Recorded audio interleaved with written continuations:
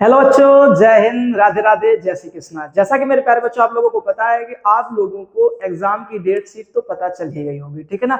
और उस exam date sheet को देख करके हम आप लोगों के लिए ले करके आए हैं 3 मोस्ट इंपॉर्टेंट सेंट्रल आइडिया। जी हाँ मेरे प्यारे बच्चों, 3 मोस्ट इंपॉर्टेंट सेंट्रल आइडिया। बेटा अगर आपने इन 3 सेंट्रल आइडिया को अच्छी तरीके से तैयार कर लिया तो मैं वादा करता हूं बेटा आपके 4 नंबर कहीं नहीं जाने वाले हैं। इस बात को आप लिख करके ले लो बेटा, ठीक है ना।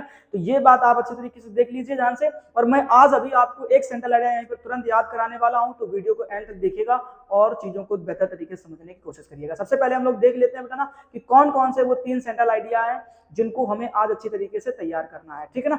चलिए देखते हैं।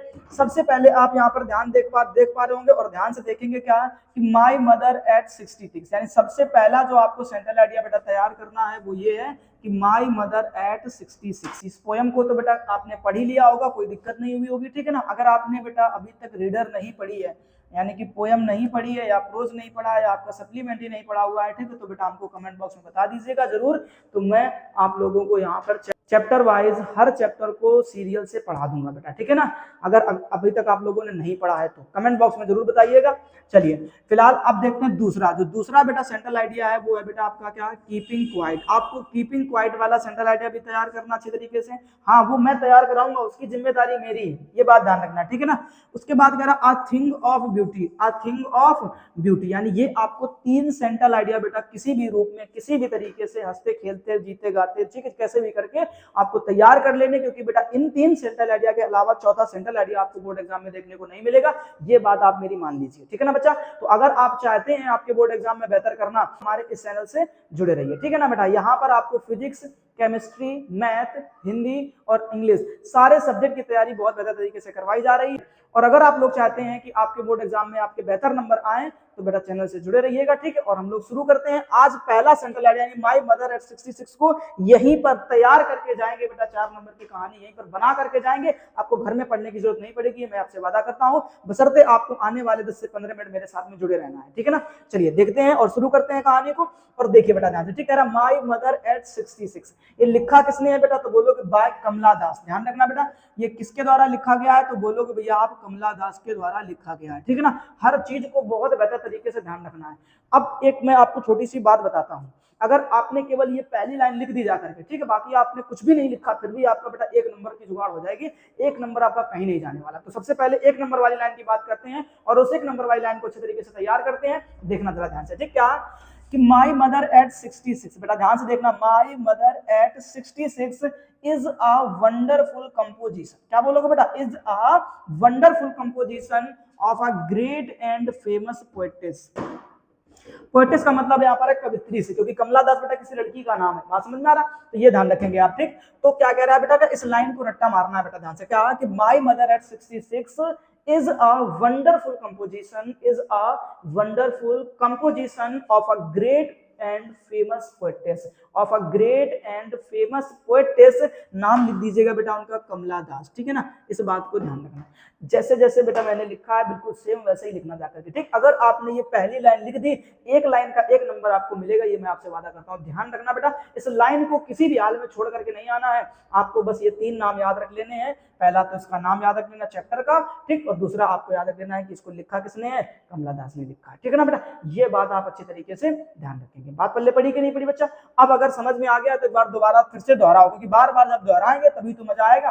तो क्या बोलोगे बेटा, my mother at 66 is a wonderful composition, is a wonderful composition of a great and famous poetess, of a great and famous poetess Kamala Das, ठीक है ना बच्चा। उसके बाद देखते हैं क्या कि इट डील्स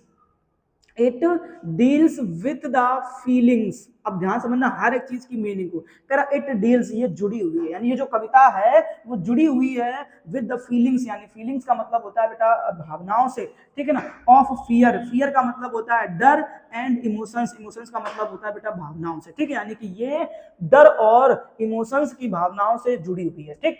कह रहा दैट, यानी जो, दैट का मतलब क्या बोलोगे बेटा, जो डॉटर्स यानी कि जो बेटियां होती हैं, एक्सपीरियंस यानी क्या करती हैं, अनुभव करती हैं, with regard to their mothers, यानी किसको लेकर के, अपनी मम्मी को लेकर के, ठीक। मतलब उन भावनाओं से जुड़ी हुई है या उन डर से जुड़ी हुई है ये पोयम जो बेटियां अपनी माताओं के साथ में या अपनी मम्मियों के साथ में अनुभव करती हैं, ठीक। आपने देखा होगा कि किसी भी लड़की का बॉन्ड सबसे बेहतर उसकी माँ से बना होता है, ठीक ना। हाँ, किसी किसी के पापा से भी बन जाता है, वो अलग की बात है, लेकिन ज्यादातर केस में ऐसा ही होता है ना कि किसी भी लड़की का जो बॉन्ड है वो सबसे बेहतर उसके मम्मी के साथ में होता है बजाय थोड़े पापा के, ठीक है ना। इस बात को ध्यान रखना। बात पल्ले पड़ी कि नहीं पड़ी बेटा, क्या, फिर से सुनो क्या, it deals with the feeling of fear and emotions, with the feeling of fear and emotions that daughters experience,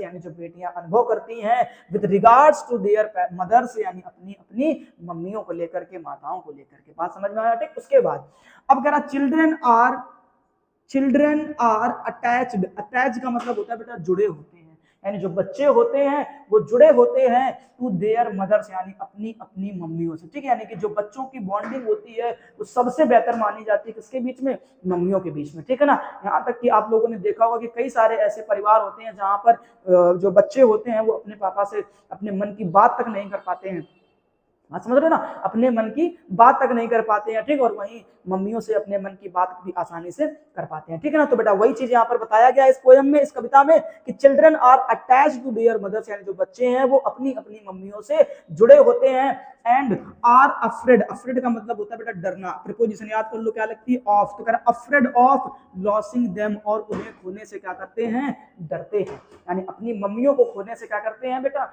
डरते हैं, ठीक। अगर अगर घर में ठीक है ना, पिता की मृत्यु हो जाती है, ठीक, तो बेटा संसार थोड़ा सा सूना सूना महसूस होने लगता है, लेकिन जब माँ बेटा किसी के यहाँ पर खत्म हो जाती है, ठीक है ना, तो बेटा जीवन जीना मुश्किल पड़ जाता है। बात समझ रहे हो ना, इस बात को ध्यान रखेंगे। फिलहाल अब देखो क्या कह रहा है बेटा कि children are attached to their mother, यानी जो बच्चे होते हैं वो अपनी अपनी मम्मियों से जुड़े होते हैं, एंड अफ्रेड ऑफ लॉसिंग, और डरते हैं, ऑफ लॉसिंग देम, उन्हें खोने से, और अपनी मम्मी को खोने से डरते हैं। दिस पोयम ब्रिंग्स आउट, ध्यान रखना बेटा, कह रहा दिस पोयम, यानी ये जो पोयम है, ब्रिंग्स आउट, वो लेकर के आती है बाहर। अब कह रहा दिस ऑर्डिनरी, ऑर्डिनरी का मतलब है साधारण, मतलब ये पोयम भले ही बेटा एक साधारण सी पोयम हो, ये पोयम भले ही बेटा एकदम साधारण सी पोयम हो, लेकिन ये बाहर लेकर के आती है क्या, बट लेकिन प्रोफाउंड, प्रोफाउंड ह्यूमन नेचर, यानी किसके, मानव के नेचर को, मानव की प्रकृति को बाहर लेकर के आती है। प्रोफाउंड का मतलब होता है गहन, क्या होता है बेटा, गहन, यानी गहन मानवीय नेचर को ये बाहर लेकर के आती है। भले ही बेटा पोयम बड़ी ऑर्डिनरी हो, बड़ी साधारण सी हो, लेकिन एक बात आप याद रखेंगे क्या, कि ये जो पोयम है वो गहन मानवीय नेचर को, गहन मानवीय प्रकृति को क्या लेकर के आती है, बाहर लेकर के आती है, ठीक है ना। उसके बाद लिखा हुआ है थ्रो आ पर्सनल, अब देखो ध्यान रखना, थ्रो का मतलब होता है के माध्यम से, आ पर्सनल, पर्सनल का मतलब होता है बेटा व्यक्तिगत, यानी क्या, व्यक्तिगत, रिवेरी, रिवेरी का मतलब होता है विचार, यानी अपने खुद के पर्सनल विचारों के माध्यम से ये जो कविता है भले ही साधारण होते हुए भी क्या करती है, एक गहन मानवीय नेचर को, प्रकृति को बाहर लेकर के आती है। बात समझ में आ रहा है ना बेटा, ठीक। इस तरीके से चीजों को आप ध्यान रखेंगे। फिर उसके बाद हमसे कह रहा है बेटा क्या, कि डेथ इज इनएविटेबल, ध्यान रखना बेटा, डेथ इज इनएविटेबल, यानी जो मृत्यु है, सॉरी हाँ सही है ना, मृत्यु जो है ना बेटा वो क्या है, इनएविटेबल है। इनएविटेबल का मतलब होता है अमिट, जिसको बेटा कोई नहीं टाल सकता है, इसको कभी कोई टाल नहीं सकता है, ये बात ध्यान रखना। मृत्यु मतलब फिक्स है ना, जीवन के दो ही बेटा अटल सत्य हैं, एक बुढ़ापा और दूसरा मृत्यु।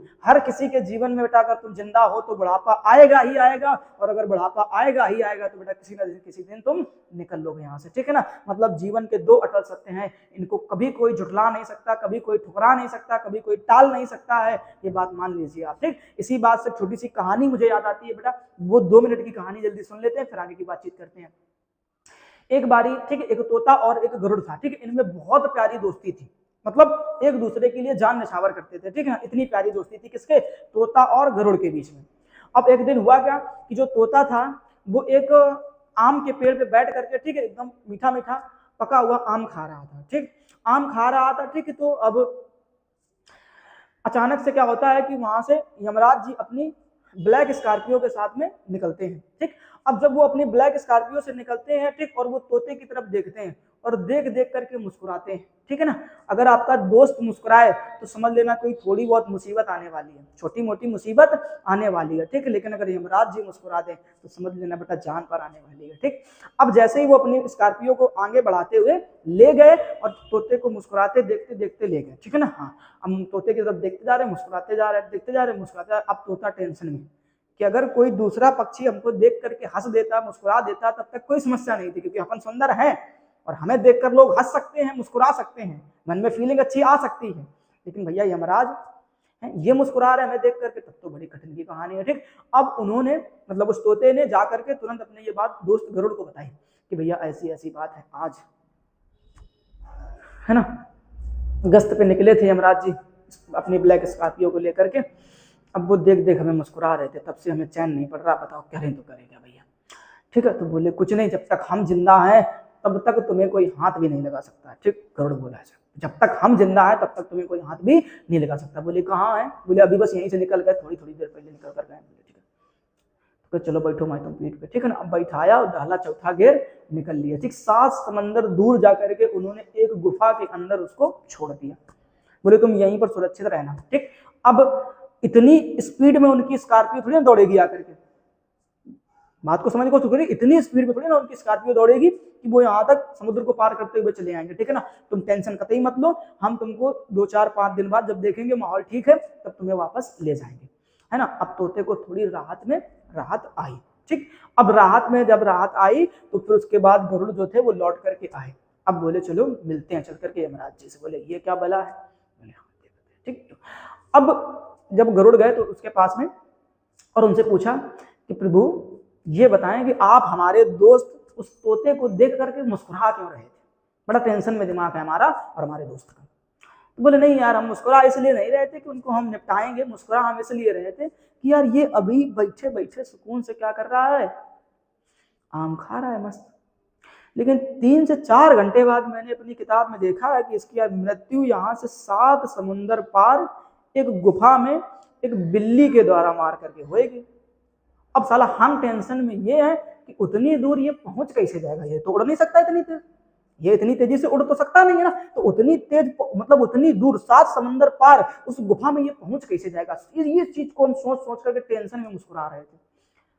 अब गरुड़ देवता टेंशन में, यार क्या हो गया हमसे, ठीक। अब तुरंत झटपट भागे, फिर अपनी पूरा चौथा गेट डाला, स्पीड में उड़ते उड़ते गए, देखा जा करके तोते के पंख इधर पड़े हैं, गर्दन उधर पड़ी है, टांगे इधर पड़ी है, माल गायब। अब बिल्ली निपटा गई उसको, ठीक। अब गरुड़ जो महाराज थे अब सर पे हाथ रख के बोले क्या बात हो, हम ही अपने दोस्त की मृत्यु का कारण बन गए, ठीक है ना। तो मृत्यु का कारण उसका दोस्त गरुड़ नहीं बना, ठीक है, क्योंकि मृत्यु बेटा अमिट थी, उसको जहां मृत्यु आनी है वहीं आएगी, उसे कोई कभी टाल नहीं सकता। बात समझ रहे ना, ठीक। तो ये बात ध्यान रखना।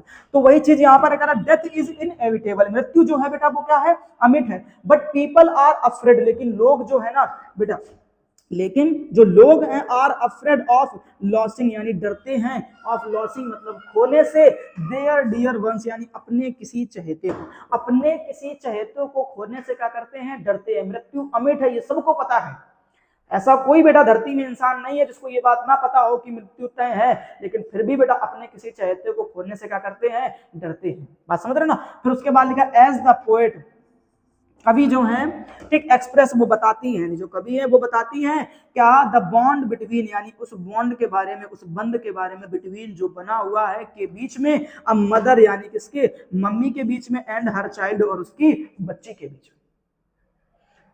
मतलब यहां पर जो कवित्री है, पोएटेस हैं, वो बताती हैं कि भैया एक ऐसे बॉन्ड के बारे में बताती हैं जो उनकी मम्मी और उसके बच्चे के बीच में बना होता है, इज स्पेशल, वो एक खास बॉन्ड है बेटा, वो एक क्या है, खास बॉन्ड है। क्योंकि बेटा आपके जीवन में आपकी माँ भूखी रह लेगी, लेकिन बेटा आपको एक पल भी भूखा देखना बर्दाश्त नहीं कर सकती है, ये बात समझ लो ध्यान से बेटा, ठीक है ना। वो अपने पेट में खाना नहीं खाएगी, आपको खाना खिलाएगी, ये बात मान लो बेटा, ठीक।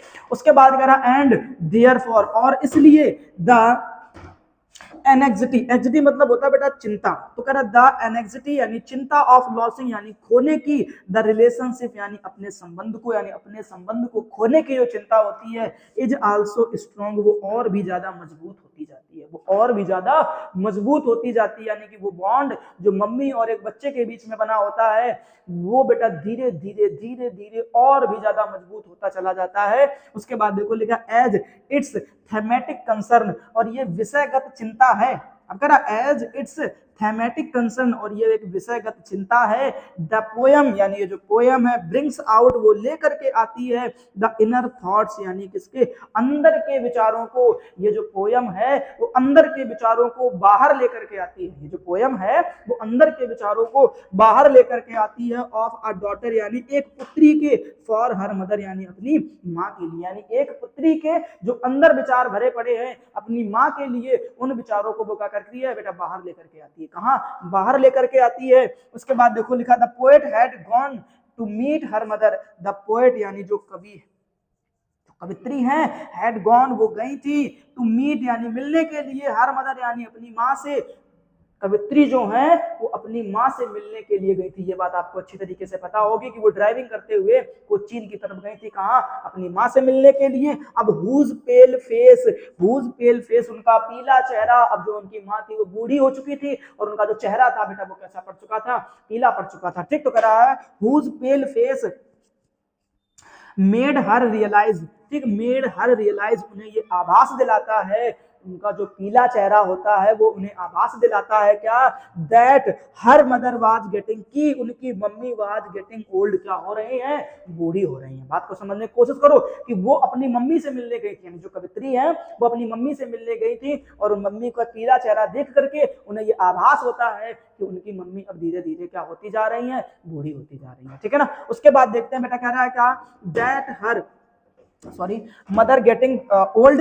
उसके बाद कह रहा वाइल गोइंग अवे, वाइल यानी जब, गोइंग अवे वो उनसे दूर जाती हैं, फ्रॉम हर मदर यानी किससे अपनी मम्मी से। जब वो अपनी मम्मी से दूर जाती हैं यानी कि अब वो कहां पर आकर के एयरपोर्ट में, ठीक है ना, जब वो जा रही होती हैं, ठीक तो कह रहा है हु हैज ग्रॉन ओल्ड, तो वो क्या होती जा रही है, बूढ़ी हो चुकी थी। अब कह रहा है the poet gets deeply saddened, और जो कवि है यानी जो कवित्री है वो डीपली सैडेंड यानी बुरी तरीके से दुखी हो जाती हैं, बुरी तरीके से दुखी हो जाती हैं। ठीक है ना बच्चा। तो इस तरीके से इस सेंट्रल आइडिया को बेटा आपको तैयार करना है, घर में जाकर के एक दो बार लिखेंगे पढ़ेंगे, तैयार हो जाएगा बेटा, 4 नंबर क्लियर हो जाएंगे, ये बात मान लीजिए आप बेटा, है ना। तो ये ध्यान रखना बेटा, मैंने पूरी कोशिश करी है बेटा हर एक शब्द की मीनिंग आपको बनाने की, हर एक शब्द की मीनिंग समझाने की, और अगर इस तरीके से आप समझ करके इन चीजों को थोड़ा सा पढ़ेंगे 2-3-4 बार तो आपको आसानी से ये चीजें लर्न हो जाएगी, याद हो जाएगी, और अगर एक बार आपने तैयार कर लिया तो आपके 4 नंबर अच्छे तरीके से क्लियर हो जाएंगे। ठीक है ना बेटा। तो हम लोग फिर से मिलेंगे इसके नेक्स्ट लेक्चर में और दूसरे सेंट्रल आइडिया के साथ में, ऐसे ही बेहतरीन एक्सप्लेनेशन के साथ में, बेहतरीन मीनिंग के साथ में बेटा हम आपको समझाएंगे। ठीक है ना। तब तक के लिए अपनी तैयारी को बनाए रखें पूरे जोरों के साथ में, पूरे संघर्ष के साथ में। ठीक, अब डरना नहीं है, रुकना नहीं है, बैठना नहीं है, थकना नहीं है बेटा, अब सिर्फ और सिर्फ एक चीज करनी है और वो है तैयारी। अपने एग्जाम की तैयारी में लग जाइए बेटा जी जान से, क्योंकि बिना बेटा जी जान से लगे अब तैयारी तो नहीं हो सकती बेटा, क्योंकि अब 100 के आसपास दिन बचे हुए हैं और इन दिनों को बेफजूली में मत जाने दीजिए, समय बर्बादी मत कीजिए बेटा ना, क्योंकि अब समय ही आपका महत्वपूर्ण हथियार है। अगर आपके पास में समय है, अगर आपने समय से हर चीज को संघर्ष से याद कर लिया, तैयार कर लिया, तो मैं कहता हूं आप अपने बोर्ड एग्जाम में बहुत बेहतर कर पाएंगे। ठीक है ना प्यारे बच्चों। तो जय हिंद, मिलेंगे नेक्स्ट लेक्चर में, तब तक के लिए अपना ख्याल बनाए रखना और अच्छी तरीके से मेहनत करते रहना।